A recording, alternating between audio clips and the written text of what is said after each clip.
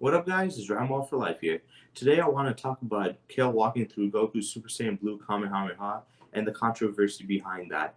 Now, when this first happened and it came out in episode 100 of Dragon Ball Super, a lot of Dragon Ball fans were mad. They were saying, "This is dumb. What the hell are they doing? Why are they making, this new Saiyan character that they just introduced, who just newly went Super Saiyan, walk right through one of Goku's most powerful transformations, like Energy Blast? How is she able to just walk through it? Not only walk through it, but walk through it completely unscathed and proceed to like put a beat down on him." And when those fans came out and started complaining about that, because they've been having a lot of problems with the series for a while, so putting that in there was just gonna make it worse. And since they were arguing about this, there were the other side that were defending it. The Dragon Ball Super fan base.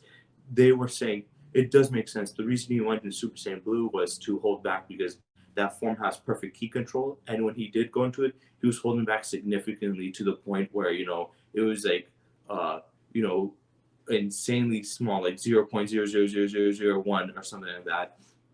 So they're trying to say that he went to that because it had the right key control and he could hold back as much as possible. Also, another argument that a lot of people said was this is paying homage to, when Broly walked through Goku's Kamehameha and grabbed him.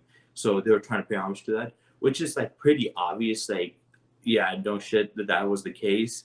But to me and a lot of people, I think the problem with that was that argument is it.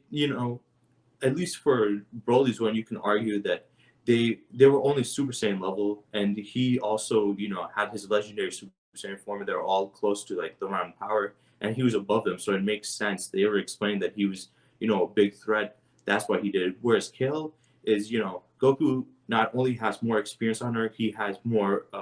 He's gone through more training. He's dealt with more stuff, and physically he should be a lot stronger, especially in base, and he has multiple other forms. He has all this additional amount of power and a head start against compared to her, whereas she just newly obtained Super Saiyan and like a form above it.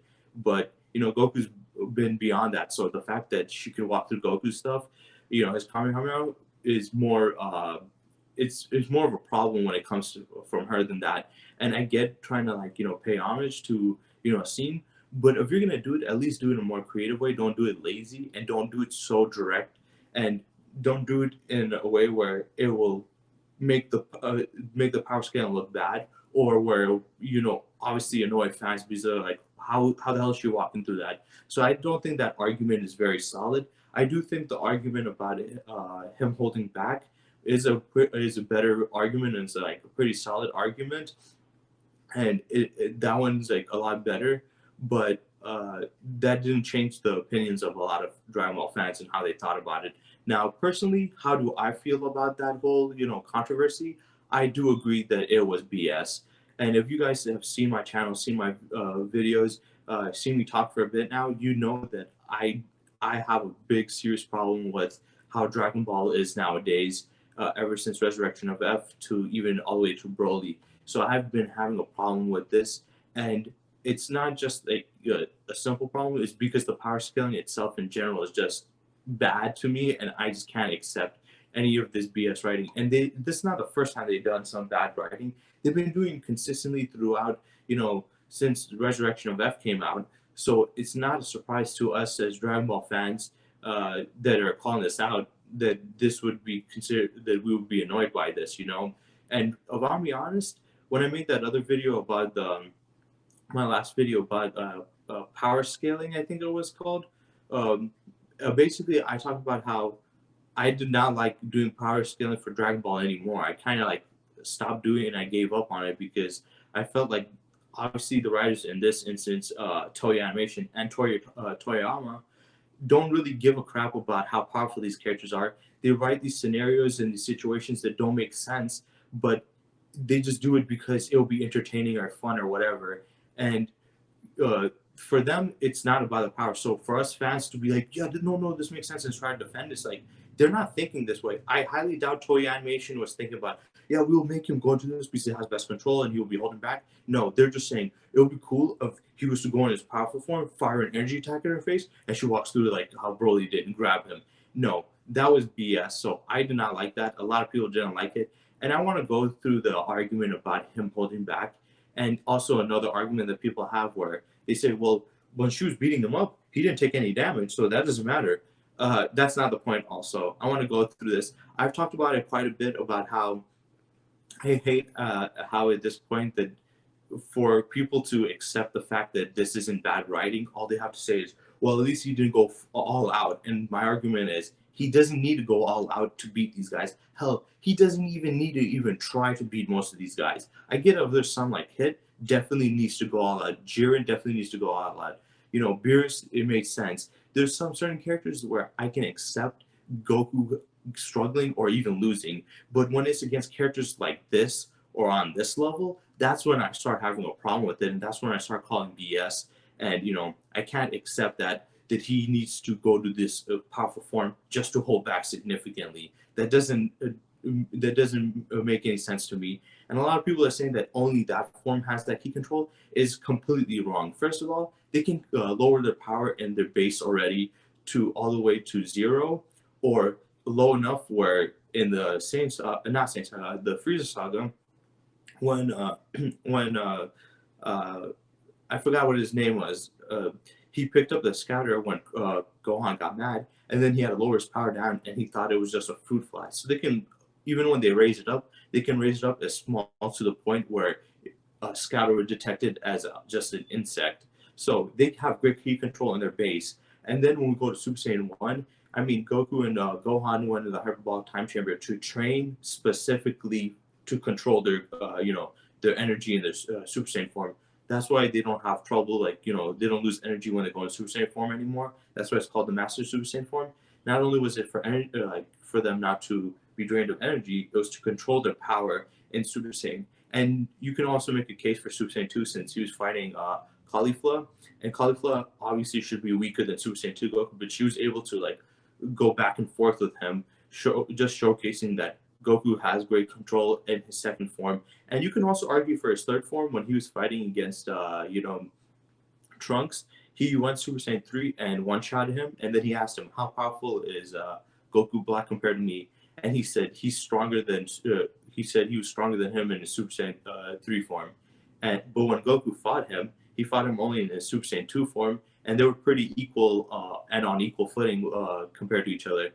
So that just showed that Goku also was significantly holding back in Super Saiyan 3. Obviously, the fact that, he would one shot Trunks in Super Saiyan 2, but if we're being honest, Super Saiyan 3's power would be so much higher that he would have killed him with that punch. But the fact that he was able to hold back to just knocking him down showcases that he had a significant amount of power he was holding back. And obviously, when he fought Goku Black, when he started fighting him for real, he went only in Super Saiyan 2 form, their equal. But before that, Trunks Lee said that he should be stronger than Goku Super Saiyan 3 form. So he showcased that he has control in Super Saiyan 3. Super Saiyan God, obviously, he has no control in it. And I get why he wouldn't go in Super Saiyan 3 if he wants to control his power, because it does consume a lot of energy, even still now. And Super Saiyan Blue does consume quite a bit of energy, but not compared to Super Saiyan 3. But here's my problem. He shouldn't need to go to that far of a form to be able to handle her. Like I said, he can already hold back. So the fact that he had to go that form showcases the only reason he went into that form was simply because he was getting beat up and he couldn't handle her, and he had to go into a higher form to handle her in that power. And even that alone, for me, is more than enough BS. So people arguing that he was holding back in Super Saiyan Blue doesn't matter. He didn't need to go higher than Super Saiyan 2. Hell, he didn't even go higher than his base form for me. And I'll get into why I believe that. But, if you also watch the clip, you will see in the clip itself that, you know, he was already in Super Saiyan 2, so there would be no reason for him to go in Super Saiyan Blue unless if she forced him in Super Saiyan 2. And you saw in the video that how she was like pummeling him. She was literally beating the crap out of the guy. She was beating him up, slamming himself to the point where he had to go there. If he was strong enough to handle it through the writer's perspective, he wouldn't need to go Super Saiyan Blue. In Super Saiyan 2, he would have been able to fire off and then try to test her power or try to take her down without killing her. So he could have done that for him. And the reason why I say it's BS and he should have been able to beat him base is because Goku's gotten way stronger. First of all, he has more experience. He had way more Zenkai boosts. He's way stronger. Even if we compare her to like Z Goku, but the fact that we're at the point now where obviously we all agreed that Goku and Vegeta absorbed the power of Super Saiyan God in their base, meaning that base Goku would be equivalent to you know, he would be equivalent to Super Saiyan God Goku all the way back in Battle of Gods, who was shaking the macrocosm and could have destroyed it if he didn't get control of his power. So he's that powerful in his Super Saiyan God form, and now that's incorporated in his base, and that was all the way back in the Frieza saga. Now, arc. Now we're all the way to the tournament power arc and towards the ending of the series, and this guy should be way stronger in his base. So that means his base should be greater than Super Saiyan God Goku and Battle Gods, who had the power to destroy the Dragon Ball macrocosm, which is insanely powerful. And I highly doubt Kale or Khalifa should be that level of power, because why would they be, universe level and, obtain that? And people might be arguing, well, we're not saying that they're universe level, but if you're arguing that that he needs to go Super Saiyan Blue to do it, showcasing that he could already control his power in those other forms, is basically stating that yeah, he's not as powerful. He's not powerful enough. Super Saiyan 2 would be many times can many times destroy the Dragon Ball macrocosm, meaning he's multiple universe level, or at least 100 times stronger than at least at the very least 100 times stronger than Super Saiyan God Goku all the way back in Battle of Gods. Unless you're saying that she would be able to handle Battle of Gods Goku and beat him or make him struggle, which that already, like I said, is BS. Why the hell would she be that powerful? She would be more powerful than Super Saiyan Vegito all the way back in Dragon Ball Z or Buhan. How you slice it. So no, he does not need to go all the way to Super Saiyan Blue to control his power. He can do it in his other forms, and they don't even consume that much energy either. And the fact that she was beating him already in Super Saiyan 2 and forced him showcases that he had to go. Just like with 17, when he fought him, he basically had to go Super Saiyan Blue. It's not that he just went just to control his power. He went there because he had no other option. And it was the same in this case. And of Ambiance, that pisses me off just as much because, like I said, Goku at this point should be ridiculously powerful, even his base. And her being able to compete in that means that she's stronger than all the characters in, you know, all the characters in Z. And saying that is very stupid. If you're gonna say that, then you're basically saying that she can be as powerful as she wants. And when people say that and they say, no, we're not trying to like just defend you no matter what. We're saying this because it makes sense.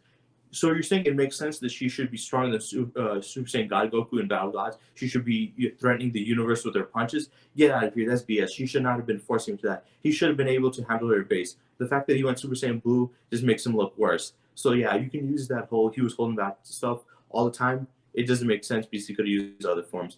And let's go to the Super Saiyan Blue form now and him holding back in that state. I don't get it. Why did he hold back so much to the point where that attack had literally no, it did literally nothing to her. Not only did it do no damage to her, it had no pushback either. So what the hell was the point of him even firing that attack at that level of power? People saying, well, he was trying to hold back not to kill himself. And to me, it's just like, first of all, Goku can sense Ki. He could sense her energy. He could tell how much power she has, especially due to the fact that she wasn't holding back. She was going all out. So he should have been able to gauge her power since he can sense her energy. And two, he's been doing this for years. He's been fighting against multiple opponents where, where he's held back his power to the point where he can take out people that are far weaker than him without killing them or injuring them. So that's not also a good excuse that he wasn't trying to hurt her. So he's that dumb that he holds it back to such a significant amount where she doesn't even feel it. Why? Why the hell would he be that stupid? He can sense energy, so it's not like he would be shooting in the dark what the percentage is. And second of all, he's been doing this for years. He knows how to hold back without killing somebody. He was holding back his power in his base against regular, humans. So why is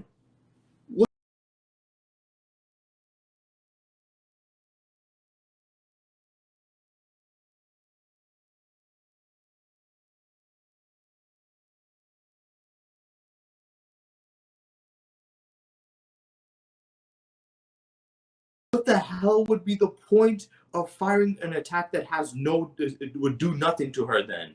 What would be the point of that? Why would he even fire? Why didn't he just go and fight her hand to hand?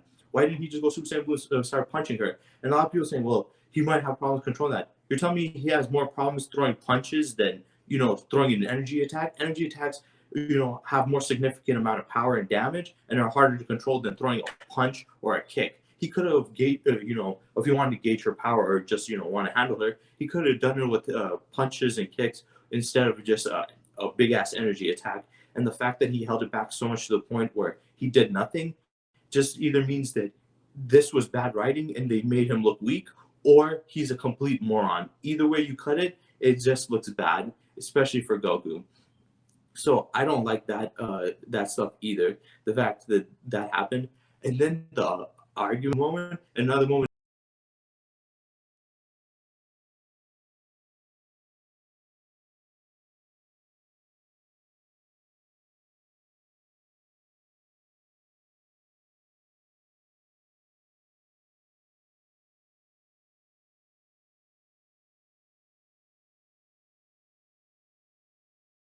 they would have nothing on them. They've shown times where they have damage on them and not damage. We've seen even times where they changed the complete outfits the characters, or had Vegeta having a glove on, or just barehanded.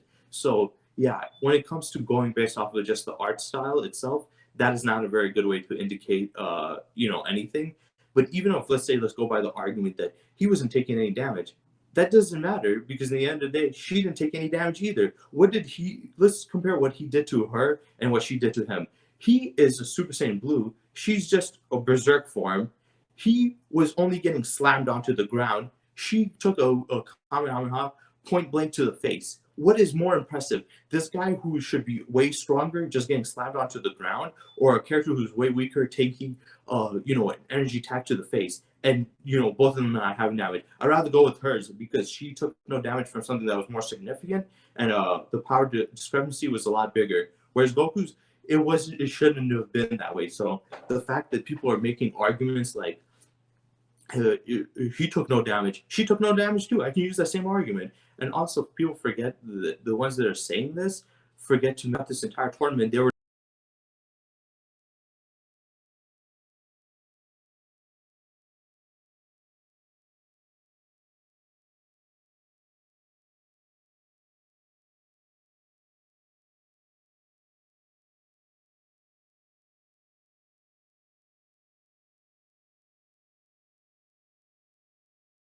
destroying this arena, getting punched through these the kachin kachin and handling it. So the fact that he's getting slammed onto it and he didn't take any damage, and you guys are like, "Woo, he didn't take any damage," it's just like, well, it didn't hurt them before. Why the hell would it hurt him?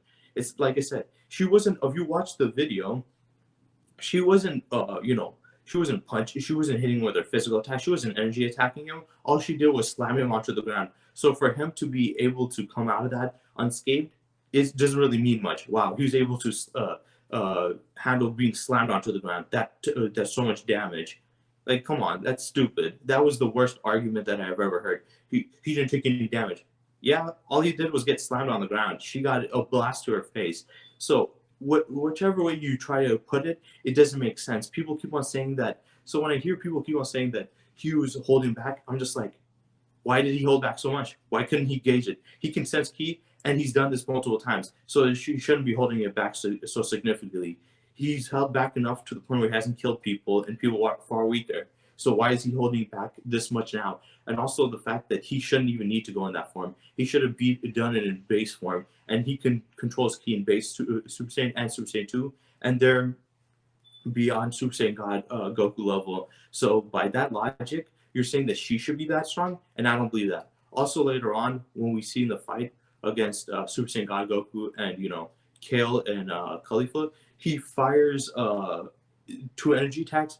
Khalifa gets taken out, she can't handle it, but Kale is not only able to throw it in the air, but also attack him.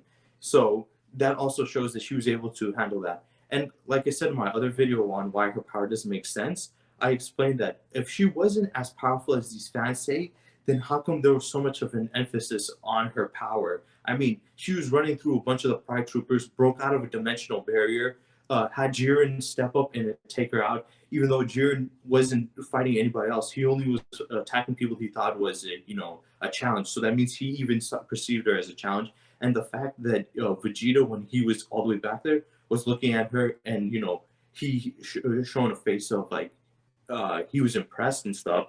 Of she wasn't that powerful, and you guys are saying that he was just holding back that significantly. Vegeta wouldn't have given any reaction to her. He would have minded his own business and kept on fighting. Why the hell would he stop? Why the hell would he be in a whole tournament where there's it's like a battlefield and just stand there and stare at her and waste his time commentating on it and expressing his feelings towards her power if it wasn't anything significant.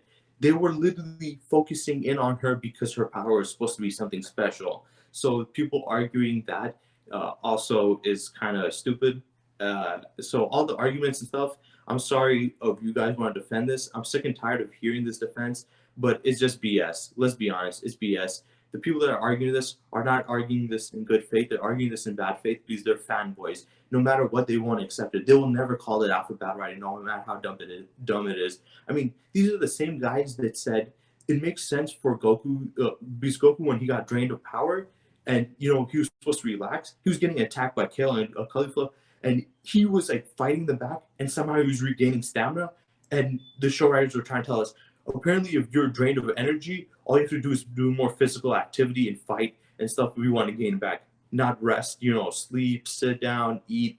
No, you have to keep on fighting. That's how you regain it. When in reality, let's be honest, this is elementary. Any child knows that if you want to recover your energy, you're going to have to, rest. You can't just do, if your body was already through a lot of physical demand, you can't put more physical demand on it and expect it to, be able to recover from it.